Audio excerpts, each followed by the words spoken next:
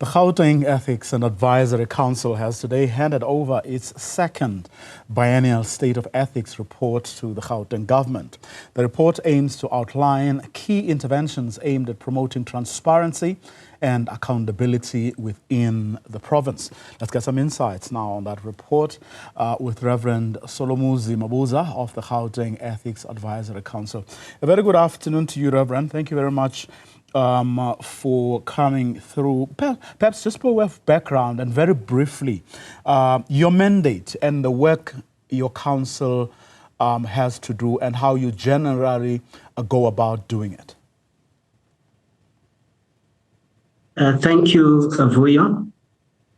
I must just say that we are an independent entity council, and mainly our job is to oversee and make recommendations to the Executive Council for consideration and implementation.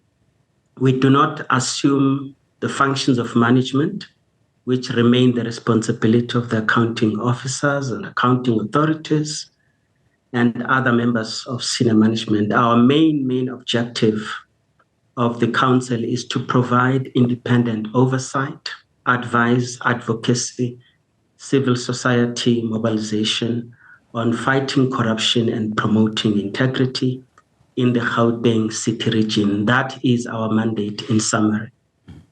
Now, given the fact that, as you say, you don't have executive powers, you assume no management or other positions, from past experience, just how seriously or how much weight do you think politicians, or have they attached to your work? As you may know, Vuyo, this is the 7th administration, and this is the 3rd term since the inception of the Gauteng Ethics Advisory Council way back in 2017, during the time of Premier Makura. The work that he started by setting up the council has been carried through by the current Premier, Mr. Panyaza Lesufi. And in the early days, in the 5th and 6th administration, the leader of business government was Mr. Mayile. And one of the things that the council recommended during that time was to have an open tender system in Gauteng. And this has become the norm in the work of the Gauteng provincial government, and a number of recommendations that are given to the Premier and the Executive Council. Some of them have received attention. Now, let's talk then about the report you handed over today. What is it telling us about the state of ethics in Gauteng? Well, it tells us that we have a reason to be concerned.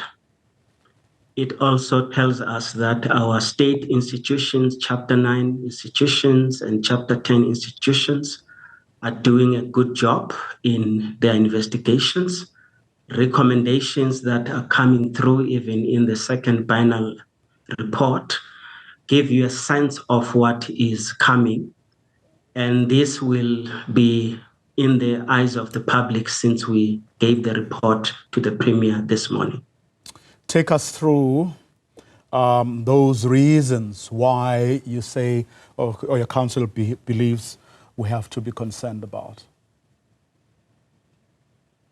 Well, without going into each department, there are serious issues on consequence management, for instance.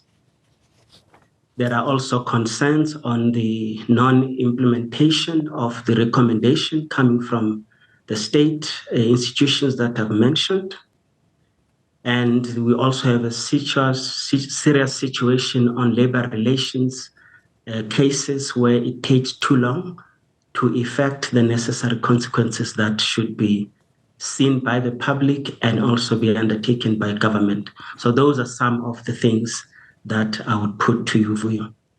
But how, though, do departments and whether it's political principals and whether it's officials, how do they get away with not implementing recommendations of especially Chapter 9 institutions?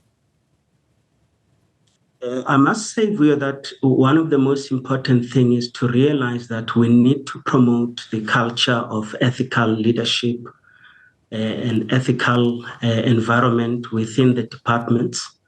What has come out positively this morning out of the Premier's response to our report is that all the recommendations that come out of the report are accepted unconditionally. The Premier is going to present this to the executive. All these recommendations will be implemented. Within 14 days, the Premier will revert to the Council on the modalities on how this is going to happen. There are many reasons, Vuyo, that lead to people not taking those recommendations seriously. But that's generally or has been the modus operandi of politicians and, of course, or officials to say we accept, we acknowledge, but and very often that's where they stop. In other words, they stop short of then doing something about the problems that they acknowledge. Maybe to provide context, this particular report which we presented to the Premier this morning emanates from a commitment that the Premier made on the 30th of October last year, when there was a concern that the Premier is sitting on forensic investigation reports. And in his response, he said that the reports that he found, which were about 4, to be accurate, he did release those. And he asked people in his office, where are these reports that I am said to be not sharing with the public?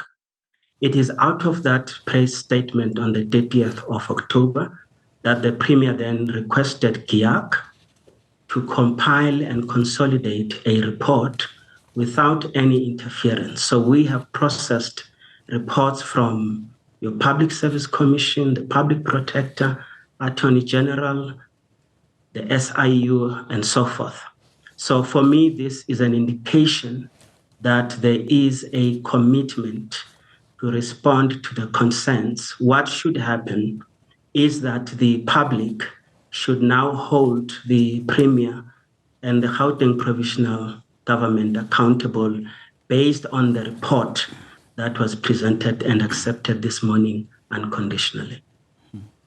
No matter, of course, how much people try to promote, as you said earlier, that culture of good ethics, accountability, and everything that goes with that. There are people who are determined, whether it's because they want to make a lot of money or they want to live, these affluent lifestyles, but who will stop at nothing to do wrongs or to commit wrongs so that they get the benefits that actually accrue to them. What, in your view, still needs to be done, or we haven't done enough of, to promote this culture of ethics, of accountability?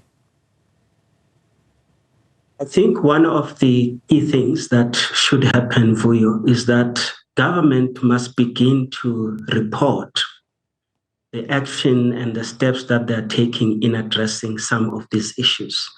I think part of the challenge is the fear of not wanting to blow one's trumpet. There are accounting authorities that are doing good work in trying to hold people accountable.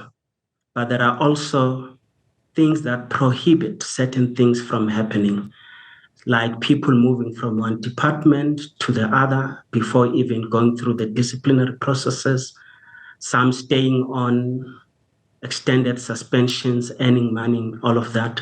So basically what we need to do collectively as Gauteng citizen residents is to also play our role. GIAC is one such institution, but we need to bring back civic participation so that we do not rest until this culture of impunity is uprooted in our society and we all make corruption something that is out of fashion, something that is abnormal and should never be allowed to continue as if it is a normal thing in society. Reverend Mabuza, let me thank you very much for your time this afternoon. Is of course, he leads the Gauteng Ethics Advisory Council, which today handed over its second biennial State of Ethics report to the Gauteng government. Lots to be worried about, he says, but there's also a lot to also celebrate.